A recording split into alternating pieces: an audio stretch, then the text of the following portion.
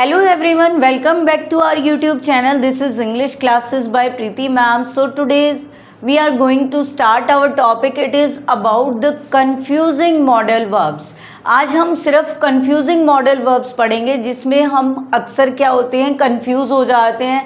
हमें ये समझ नहीं आता कि हमें कौन सी मॉडल फॉर्म लगानी है, कौन सी वर्ब लगानी है. Let's start with can and could. सबसे पहले हमारा जो मॉडल वर्ब है वो कैन वर्सेस कुड है, यानी कैन लगाएं या कुड लगाएं. हमें कुछ भी समझ नहीं आता है तो हम इसके यूजेस को पढ़ेंगे कि कैन कहाँ लगता है और कुड कहाँ यूज़ होता है. Can is use for present ability. Ability means क्या होती है, क्षमता, योग्यता, कैपेसिटी. अगर हम प्रेजेंट यानी प्रेजेंट टेंस में प्रेजेंट की एबिलिटी के बारे में बात कर रहे हैं तो हम क्या यूज़ करेंगे, कैन का यूज़ करेंगे. And the second use is of permission. Permission अगर हमें क्या है, लेनी या देनी है तो हम कैन का यूज़ करेंगे. अगर इनफॉर्मल होती है अनौपचारिक, इनफॉर्मल परमिशन लेनी है तो हम कैन का यूज़ करेंगे. अगर आपको फॉर्मल परमिशन देनी भी है तो भी आप कैन का यूज़ करेंगे. Second is could. कुड की बात करते हैं. कुड क्या होता है, पास्ट एबिलिटी, यानी पास्ट की कोई योग्यता या क्षमता या कैपेसिटी. पास्ट टेंस में जब कोई एबिलिटी शो हो तो वो हमारी कुड से डिनोट होगी या कुड लगेगा वहाँ पे. फिर हमारा है polite request. Second thing, polite request के लिए भी कुड लगता है. फर्स्ट है past ability, second polite request, third is possibility. अगर संभावना है कई बारी तो भी हमारा कुड यूज़ होता है. अब 3 एग्जांपल्स मैंने डिफरेंट दे रखे हैं इसके, कैन वर्सेस कुड के अलग अलग. कोई कैन का है, कोई कुड का है. आई कैन स्विम, मैं स्विम कर सकता हूँ, यानी ये मेरे अंदर एबिलिटी है और ये एबिलिटी कौन सी है, प्रेजेंट की एबिलिटी है. Second sentences, I could swim when I was 5.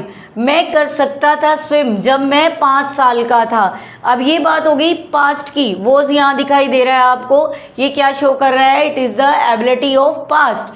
Past की एबिलिटी के लिए हम कुड का यूज़ करेंगे, प्रेजेंट की एबिलिटी के लिए हम कैन का यूज़ करेंगे.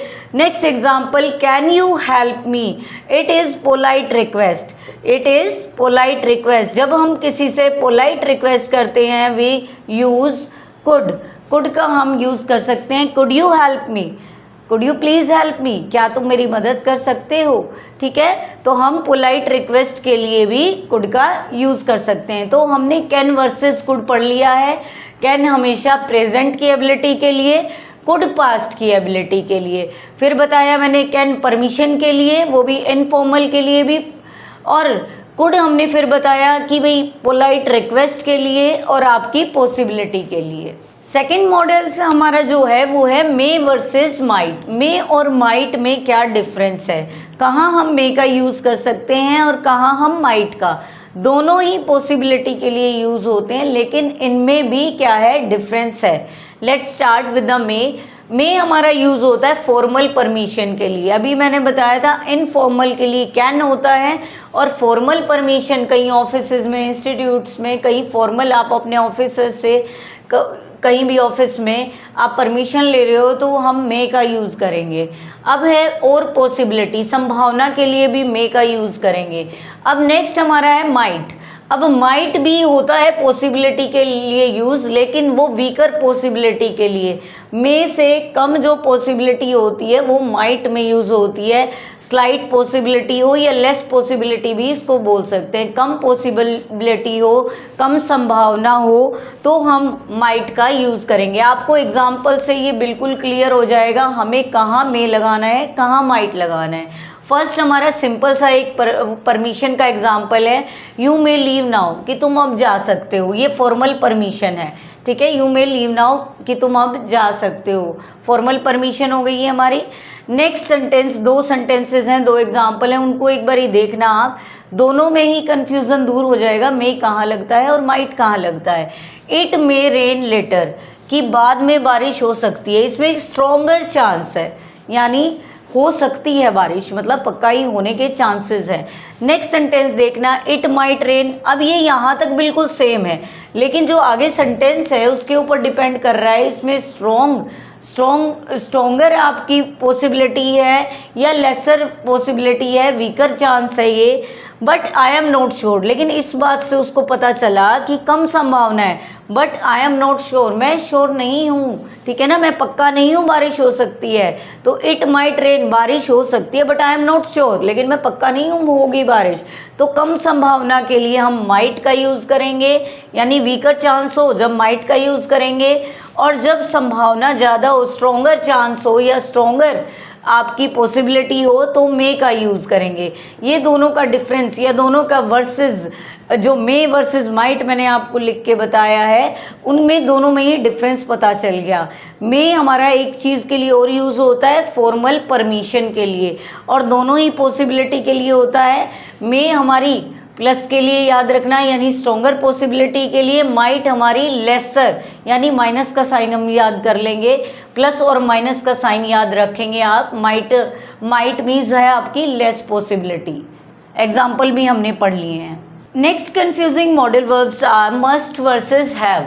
मस्ट को और हैव में क्या डिफरेंस है? हमें एक जैसा ही दिखाई देता है, दोनों में ऑब्लिगेशन होती है कि आपको ये करना ही पड़ेगा, लेकिन डिफरेंस क्या है? There is slight difference in all confusing modal verbs. सब थोड़ी थोड़ी ही क्या होती है, कन्फ्यूज़न होती है, थोड़ी थोड़ी समझ में नहीं आती, एक जैसे दिखाई देते हैं, हम उसको अप्लाई कर देते हैं कि मस्ट लगेगा, हैव टू लगेगा, इससे पहले हमने किया था कैन लगेगा, कुड लगेगा, मे लगेगा, माइट, लेकिन थोड़ा थोड़ा ही डिफरेंस होता है। Let's start. मस्ट की बात करते हैं। मस्ट हमारा स्ट्रॉन्ग ऑब्लिगेशन कि आपको ये करना ही है, स्ट्रॉन्ग ऑब्लिगेशन के लिए, लेकिन ध्यान रखेंगे ऑफन पर्सनल, ये हमेशा पर्सनल होता है, या फिर फ्रॉम द स्पीकर, जो बोलने वाला है ना उसकी तरफ से ऑब्लिगेशन होती है, बोलने वाले की तरफ से, या तो पर्सनल होता है हमेशा, ये ऑब्लिगेशन पर्सनल होगा, या फ्रॉम द स्पीकर, या बोलने वाले की तरफ से होगा।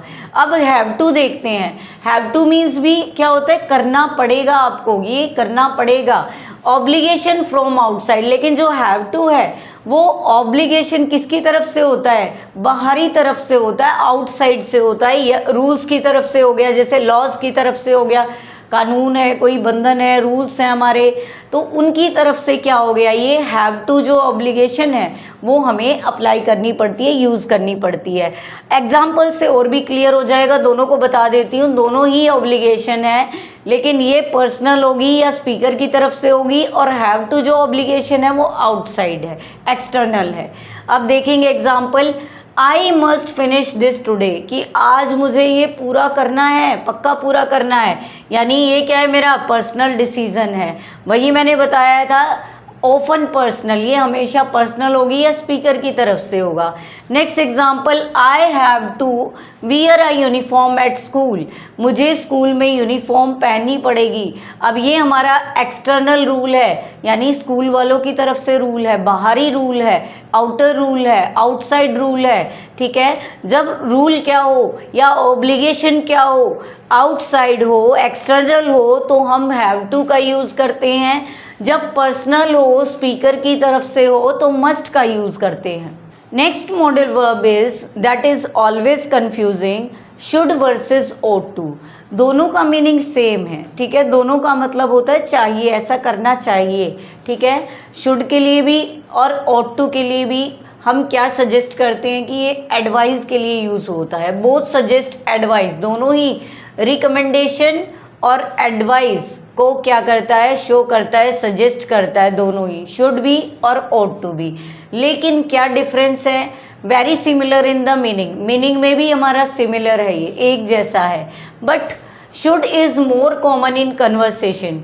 जो शुड है वो हमारा क्या है, ज़्यादा कॉमन है कन्वर्सेशन में। जब हम बातचीत करते हैं we always use should instead of ought to की जगह हम शुड का यूज़ करते हैं कन्वर्सेशनल फॉर्म में या कन्वर्सेशन में। Let's see the example.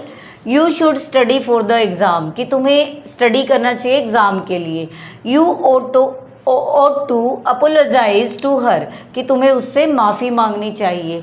अब दोनों ही सिमिलर हैं, दोनों का मीनिंग सेम है, लेकिन ज़्यादा यूज़, कॉमन यूज़ किसका रहता है, शुड का रहता है। यही डिफरेंस है इसमें, स्लाइट डिफरेंस है, ज़्यादा कुछ खास डिफरेंस इसमें नहीं है। Next modal verb is shall versus will. Shall का और विल का क्या डिफरेंस है? Both are use in future tense, दोनों ही फ्यूचर टेंस के लिए यूज़ होता है, लेकिन थोड़ा थोड़ा डिफरेंस है, देखते हैं इनको। शेल हमारा क्या होता है, मोर फॉर्मल, यानी फॉर्मल वे में यूज़ करना है तो आप शेल का यूज़ करेंगे। ऑफन यूज इन क्वेश्चन, हमेशा यूज़ किया जाता है। अगर आप फ्यूचर में कोई क्वेश्चन कर रहे हो, फ्यूचर टेंस में आप कोई क्वेश्चन कर रहे हो किसी से, तो आप शेल का यूज़ करोगे।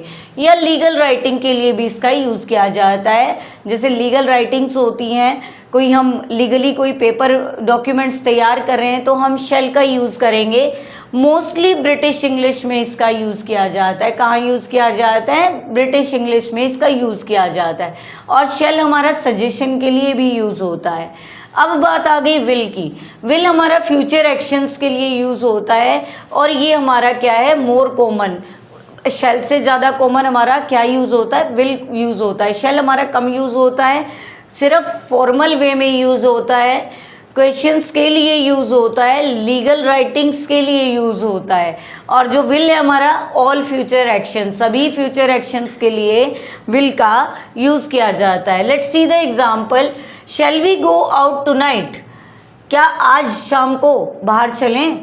तो क्या है, बाहर चले, ये हमारा क्या है, सजेशन शो कर रहा है। किसी से क्वेश्चनिंग कर रहे हैं हम, और क्वेश्चन के साथ साथ सजेशन ले रहे हैं किसी से, तो हम किसका यूज़ करेंगे, शेल का यूज़ करेंगे। I will call you tomorrow, मैं आपको कल कॉल करूँगा। तो ये क्या शो कर रहा है, future action, future plan show कर रहा है। जब future action, future plan show करे तो हम विल का यूज़ करेंगे। मोस्ट कॉमनली हम विल का ही यूज़ करते हैं। शेल का यूज़ सिर्फ हम फॉर्मल के लिए करते हैं, या किसी से सजेशन लेना है, क्वेश्चन में हम कुछ पूछते हैं, या लीगल राइटिंग्स के लिए। This is our last confusing modal verb, that is would versus use to. Would और यूज टू में क्या डिफरेंस है, वुड का कहाँ यूज़ होगा और यूज टू का कहाँ यूज़ होगा। वुड होता है रिपीटेड पास्ट एक्शंस के लिए, वुड का यूज़ क्या होगा, रिपीटेड पास्ट एक्शन के लिए। पोलाइट रिक्वेस्ट के लिए भी वुड का यूज़ कर सकते हैं वैसे हम, लेकिन हम बात कर रहे हैं रिपीटेड पास्ट एक्शंस के लिए हम वुड का यूज़ करते हैं। इन स्टोरी टेलिंग, मोस्टली हम स्टोरी टेलिंग करते हैं जब वुड का यूज़ करते हैं। और यूज्ड टू, यूज्ड टू क्या होती है, किसी की पास्ट की हैबिट्स होती हैं, यानी पहले की जो आदतें होती हैं। और स्टेट्स, या कोई कथन हो पहले के, नाउ नो लॉन्गर ट्रू, लेकिन अब वो सच नहीं है, पहले कभी हुआ था ऐसा, हुआ करता था ऐसा, ठीक है ना। पास्ट की हैबिट है, उसके लिए हम यूज टू यूज़ करते हैं, जो लेकिन अब वो यहाँ, अब वो नहीं है, ट्रू नहीं है, अब वो यूज़ में नहीं है। फॉर एग्जाम्पल्स, फर्स्ट एग्जाम्पल देखते हैं वुड का। When I was a kid, जब मैं एक बच्चा था, I would play outside every day, तो मैं खेलता था, क्या था, हर रोज़ खेलता था। ये क्या शो की हुई है, रिपीटेड पास्ट एक्शन, यानी पास्ट का कोई एक्शन बता रखा है और यहाँ वुड का यूज़ किया गया है। Next sentence, I use to live in London, अब मैं लंदन में रहता था, लेकिन I don't live there now, अब मैं वहाँ नहीं रहता, ठीक है ना। मैं लंदन में रहता था, यूज्ड टू, या फिर किसी की पास्ट की हैबिट है कि बचपन में मैं ऐसा करता था लेकिन अब नहीं करता, ठीक है। तो पास्ट की हैबिट के लिए भी यूज्ड टू यूज़ होता है। और आपको कोई स्टेट बताइए, कोई कथन बताया है, कोई बोला है कोई बात, उसके लिए भी यूज टू का यूज़ होता है। तो आज हमने कन्फ्यूजिंग मॉडल वर्ब्स को किया है सिर्फ। अगर आपको डिटेल में मॉडल्स देखने हैं तो यहाँ आप प्लेलिस्ट हमारी मिल जाएगी बेसिक ग्रामर की, वहाँ से आप देख सकते हैं। और अगर आपको हमारी क्लासेस अच्छी लग रही हैं तो आप हमारे चैनल को सब्सक्राइब कर सकते हैं, हमारी वीडियोस को लाइक और शेयर कर सकते हैं। Thank you student for watching and listening our videos.